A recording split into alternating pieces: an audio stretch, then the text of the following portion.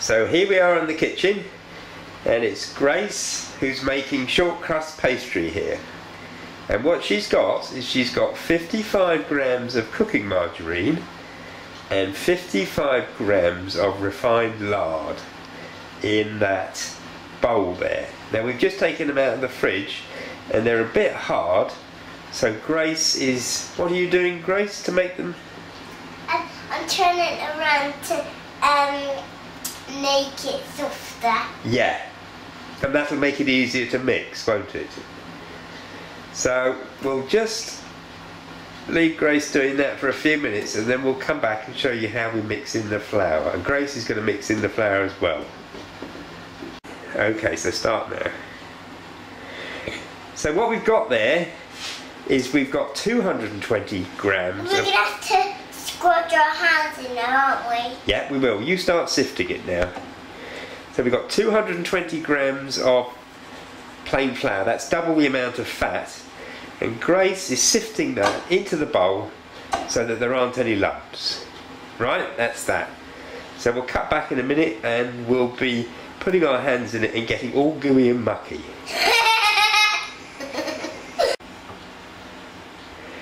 So, now the next step is to mix all that flour in with the fatty lumps. And Grace is going to do it exactly right because she keeps on lifting her hands up in the air and letting it fall down like that as she mixes it in. Now this is quite hard work, and so you may need your parent to do a little bit with this, but Grace is doing a very good job there. So we'll cut back in a minute when we've all mixed it in and show you what the next step is. You doing okay there, Grace? Yeah, only we know how to do this. So now, as you can see, Grace has been doing that for about 3 minutes now, and we'll just zoom in on that, and Ding, ding. all the batter has gone into little lumps, tiny little lumps. It doesn't really matter if there's a few big lumps, you just want most of the lumps to have gone. And after about 3 minutes you really need to stop because you'll be overdoing it and the texture won't be very good. And it's very hard for Grandma because she has to get messy hands. Yeah, well, you've got messy hands now, haven't you? Right, so far Grace has done almost all of this. So we'll just go and look at the recipe we've written down and see what the next step is and then come back to you. Say bye-bye to them for the moment. Bye-bye. So the next step is we've added 3 tablespoonfuls of water, and Grace... Darling, I can't... No, darling, I can't play with cooking. Sorry. And concentrate. We've added 3 tablespoonfuls of water and Grace is mixing it together for about a minute or so. We want it to start to come together into which is what my darling wants to cook with me. Into a bit more of a solid mixture. So we'll do the mixing and then come back to you when we've mixed the water in. So we've mixed in the water for a minute or so, and now the next step is to gather up all the mixture and form it into a ball like Grace is doing there. Now if it starts to crumble again, you may need to add half a tablespoonful more of water. It looks like this is doing okay. You may need some help from the parent at this stage, but basically what you want is you want the pastry to come into a complete ball. So we'll cut away now, and when we've got it into a big ball we'll come back and show you what it should look like. But whatever you do, don't add too much water to it. 3 tablespoonfuls should be enough in most cases, and if it's not, just add half a tablespoonful more. Okay, so Grace has gathered the pastry mixture into a ball, and that's perfect because, as you can see, the ball has formed into a good solid shape, and as you move it round the mixing bowl it picks up all the bits and it leaves it clean. So that's exactly right. Now what we're going to do is we're going to in the fridge. Yes, we're going to put it in the fridge. What we're going to do is we're going to wrap it in cling film first and then put it in the fridge and leave it there for half an hour, and then we'll go on to the next step. Right, you say bye-bye for the moment, Grace?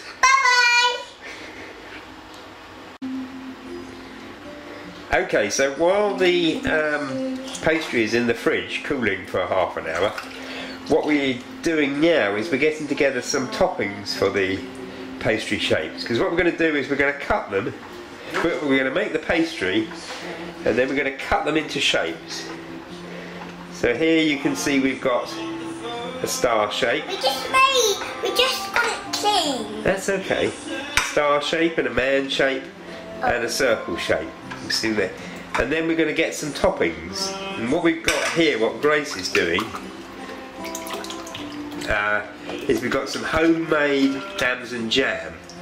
And so she's just getting the stones out of the homemade damson jam. So that's one thing we're going to top it with. We've got some Nutella there, we've got some silver balls, and we've got some chocolate balls. Yeah. So that's what we're going to do with topping our pastry shapes. But you can top it with anything that you've got at home. Icing. I haven't got any toppings at home. Look, they're eating. Yeah. So if you've got some icing sugar or something like that, that's fine. So that's what we're going to use anyway. Now, right. So our pastry's come out of the fridge. And Grace is going to pat it down like that. So we've separated it out into two bits. One I'm going to do and one bit Grace is going to do. Now turn it over, Grace. That's it. Just pat it a little bit more. And then start rolling it out now. And what you've got to do is as you're rolling it out, you press and you keep on stop rolling and turn the pastry round. That's it. Okay, so we're going to roll out our two bits of pastry now and we'll come back to you in a few more minutes when the pastry is ready for cutting. Give us a wave.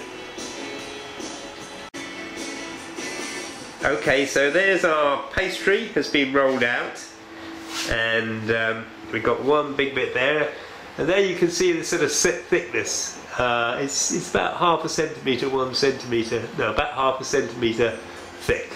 It's not critical because we're just making pastry shapes. But there it is. And what we're going to do now is we're going to cut the pastry out into various different shapes. That's whatever your kids want to do, just let them cut it out into that shape. So we'll come back to you in a minute when we cut the pastry out into the shapes and show you what we've done. So there's our shapes that we've cut out of our pastry. So we've got a star, Christmas tree, a man, circle, and we've just got some odd shapes as well that we've used from the remaining pastry. So we forgot to tell you to preheat your oven. Preheat it to 200 degrees. Which is why we know to not touch the oven. Yes, that's true. And then what we've got two baking trays, and what Grace is doing here is she's painting one with some vegetable oil just so that the shapes don't stick to it.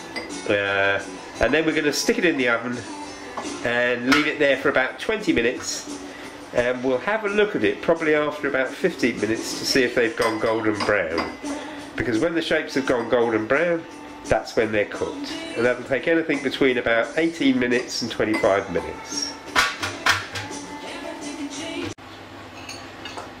And there are our finished pastry shapes. We've decorated them with silver balls, jam and chocolate balls. But you can decorate them with whatever you like, and there's one very happy little girl there who's enjoyed making it all. If you want to see the full recipe, go to our website, which is on www.cookuk.co.uk. Go into the kids section and you'll see a recipe there for pastry shapes. Thanks for watching, hope you come back soon.